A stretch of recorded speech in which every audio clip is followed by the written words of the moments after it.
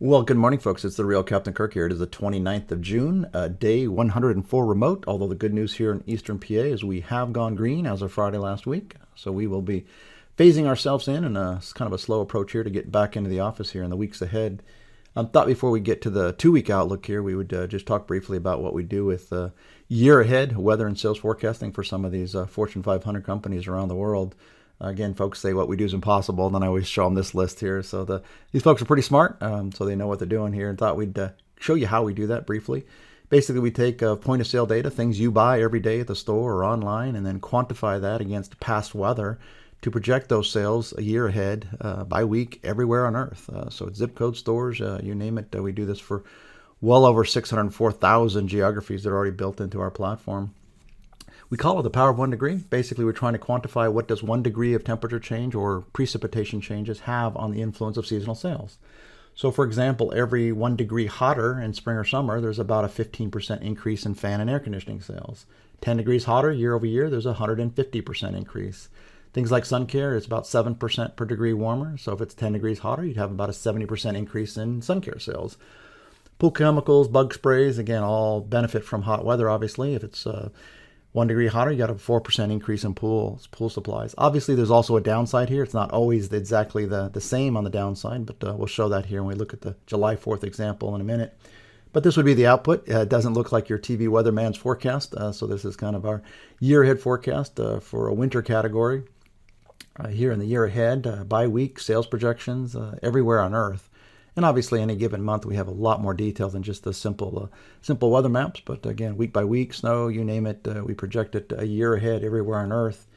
Looking at this July 4th, for example, this Saturday. So the map on the left is the year-over-year change in July 4th temperatures, high temperatures versus a year ago. So what we see here is in Billings, Montana, for example, this year is going to be 90 degrees, very hot for Billings. Last year was only 79 degrees. So we have 11 degree warmer temperature trend in Billings. So if we apply that to our power of 1 degree, 15% for air conditioners, fans, we got about 165% increase in fan and air conditioner sales. Obviously hot for them, so you will see those categories fly off the shelves. Conversely, here in, let's say, the East, New York City, for example, last year was 93, but this year is only projected to be about 82.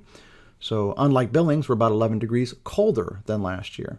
Now, the downside for air conditioner fans is not linear. Obviously, you can't have negative 115%, 65% decrease in sales, but it's about 5% for degree colder loss in sales. So there's about a 55% decrease in fan and air conditioner sales here in the New York City area because it's only about 82, not that hot for us. 93 last year is obviously very hot, and we bought a lot of air conditioners and fans. So that's kind of how we help big companies plan a year ahead. La Nina is here. You definitely see the colder water temperatures in the equatorial Pacific, and that is a big change from what we've had previously. So much, much colder than this time last year, and it's in part creating some pretty big climate cycles shifts here as we look here at the weeks ahead. Right now, one thing we do see because of this, in part, many of their cycles, 24 cycles, and lots of other statistics. We look at a trillion times a billions of statistics, so it's a lot of crazy math. But right now, you definitely see rainfall here, spring to date, very, very dry, obviously in the western half of the country. Even in the northeast here, starting to get pretty dry. So the drought monitor here on the right shows that we're now upwards of 45% of the country in dry to drought-like phases here. So that's way up over last year's epically low conditions of only 10%. So pretty dramatic shift here. If you recall in some of our other videos that we produced last fall, we actually talked that we thought drought would go from 10% in 2019 to upwards of 50% by late summer, fall. And we're already at 45%. So we're already in the dry phase compared to a year ago for the nation as a whole. We project as we get into spring, early summer next year into 2021 that we will be topping 54%, maybe even higher. So this is pushing it all the way back to 2012, 2013. So it's getting definitely a shifting cycle here, to say the least, after a wet couple of years. Looking at this week, the last few days of June into the 5th of July, the weekend here. Again, a little bit cooler than last year, 0.5 cooler than last year, coolest in 4 years, still the 6th warmest in 35 years. So much above average temperatures in the eastern half of the country, cool in the west.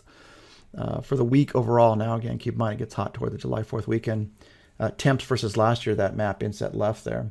Rainfall, again, wettest in 3 years, 17th wettest in 35 years. So above average on a national scale.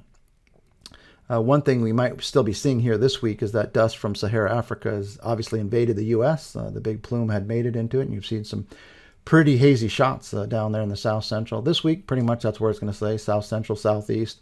Maybe gets up into the southern part of the Midwest. But again, this is sub-Sahara Africa dust, sand that has made its way all the way to America.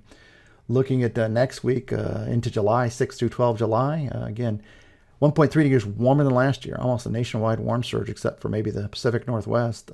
Second warmest in 35 years, much above average temperature. So this is a good week for some summer seasonal categories, air conditioned fans, shorts, beer, beverages, you name it, we'll be buying it. Wettest in 3 years, fifth wettest in 35 years, so still much above average precip on a national scale. Again, this is thunderstorm activity, so not going to be all-day washouts. Looking at these temperature trends versus last year, again, for the next 2 weeks across the world, we see that, again, warm U.S., warmer than last year. Europe is actually quite a bit colder than a year ago, and western Russia is actually very hot. The cool spots are down in southern Brazil, southern Africa, and Australia.